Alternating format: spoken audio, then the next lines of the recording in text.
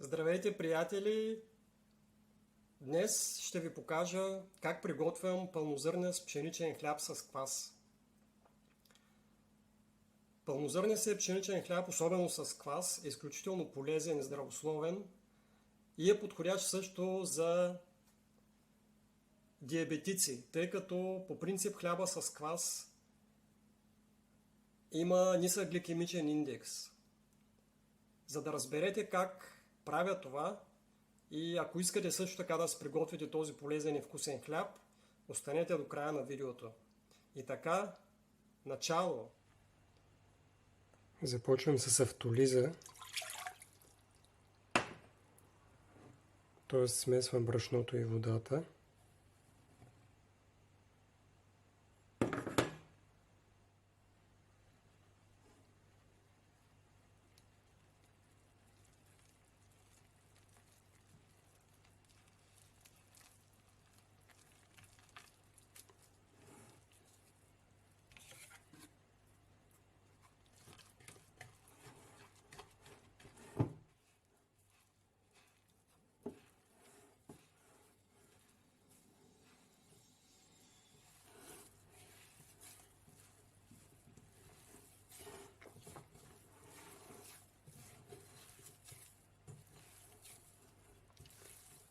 Намачквам добре,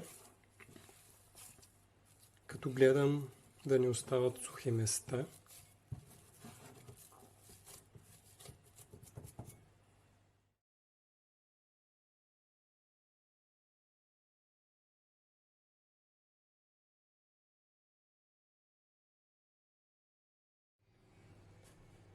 Следващата стъпка е добавяне на кваса към автолизата. Ето го кваса. Изцяло пълнозърнест, приготвен специално за този хляб. След около 3 часа на стайна температура, ето е повече от удвоен.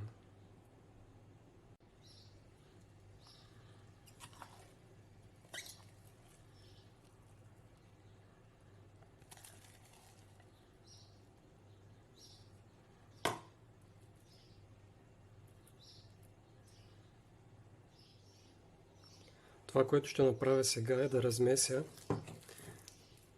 много добре автолизата и кваса. Както вече съм казвал, това при ръчното месене се случва най-добре. Ето така, чрез намачкване.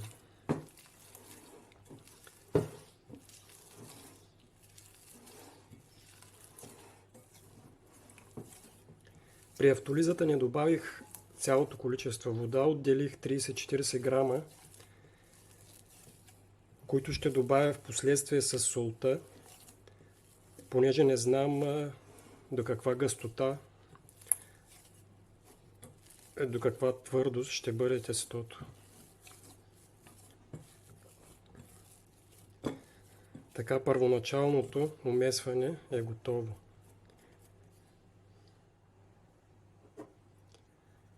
След 15 минути добавям солта и част от останалата вода. Ще започна по малко и отново в началото с намачкване до абсорбиране на солта и водата. След 15 минути проверявам тестото. Изглежда сравнително добре развит глутена. Консистенцията също е добра. Ще добавя много малко вода още.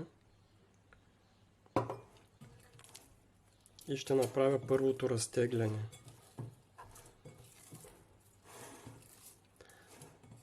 Допълнителната вода общо е около 20 грама.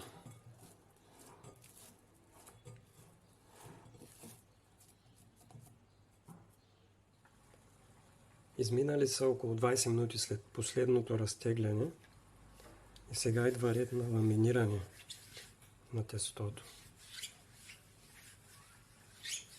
Първо ще го разтегна върху плота, след което ще го сгъна.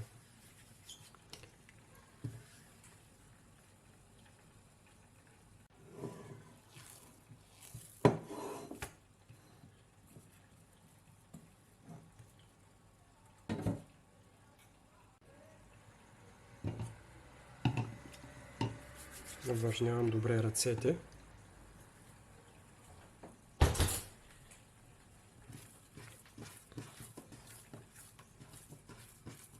Времето е сравнително топло и това пълнозърнесто тесто се развива доста бързо. Затова интервалите между отделните разпъвания и разтегляния ще бъдат и вътрешни сгъвания ще бъдат по-малки. А именно, защото ферментацията е доста ускорена.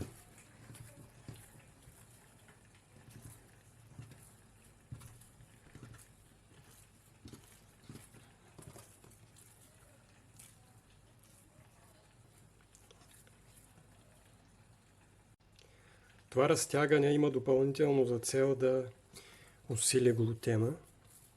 Сега ще сгъна. Понеже месим на ръка, това е важно за едно тесто.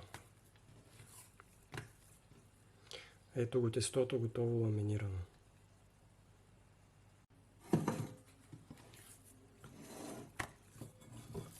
Поставям обратно в купата. Идва ред на първото вътрешно сгъване на тестото.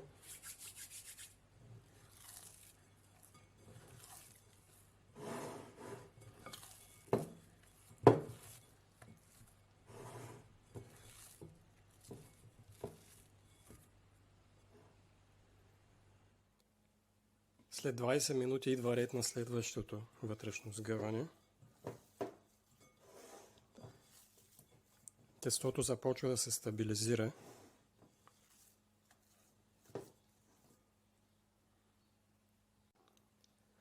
След още 20 минути ще направя следващото и последно вътрешно сгъване. Изминали са около 2 часа и 15 минути от добавянето на кваса в тестото. Така че вече втасването напредва и съответно ще оставя тестото на спокойствие. То е вече сравнително стабилно.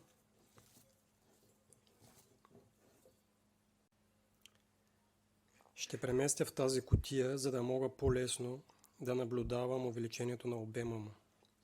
Понеже тя е по-тясна и по-висока и така ще ми бъде много по-лесно да констатирам това увеличение.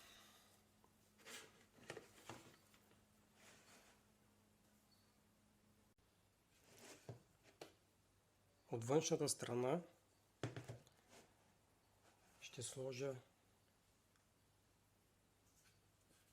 една маркировка и така ще знам, ще мога да наблюдавам как се движи тестото ми. След около 4 часа и половина тестото е увеличило обема си с 70-80% и е готово за оформяне. Температурата на тестото беше 24 градуса. Ще оформя директно, понеже тестото е добре втасало и няма нужда от предоформяне.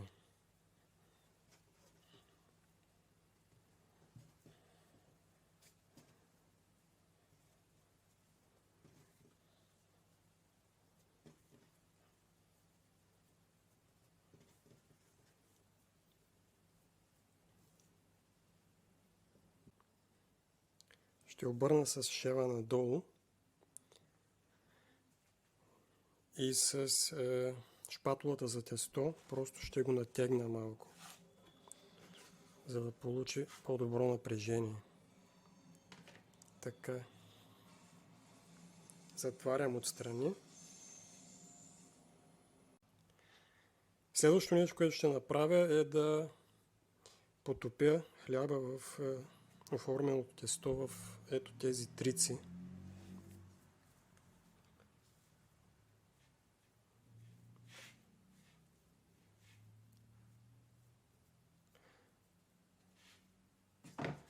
И да го преместя в банетона.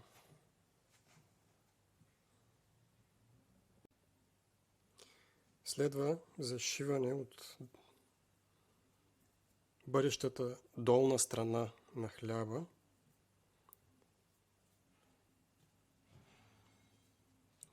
За да мога да му придам допълнително стегнатост.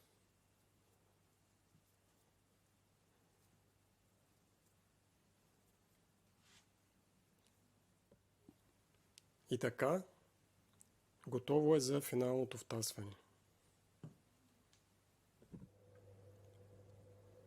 Измина 1 час след оформянето на хляба. Сега ще го поставя за 20 до 30 минути в фризера преди печене, за да може да стегне и да мога по-лесно да направя разреза.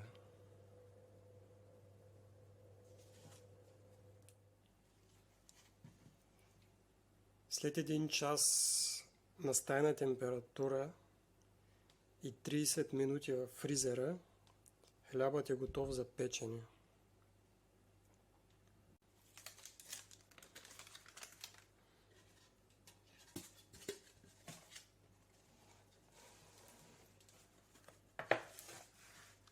Ще бъде изпечен свободно върху камък за пица.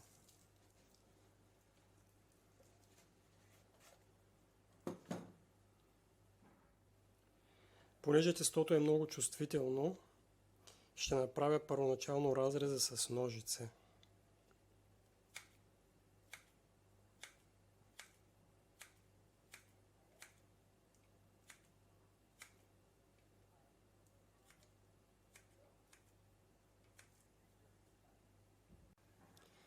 И сега ще донарежа с браснарското ножче. Тези теста са по принцип много чувствителни и бързо превтасват. Затова срязването е винаги доста деликатна работа.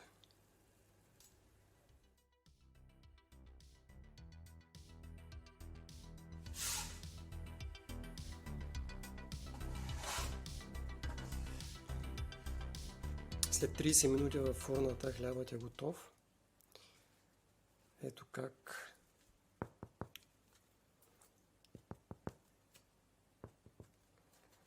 какъв звук издава при прочукване. Ще разрежа хляба, за да проверим как изглежда той отвътре.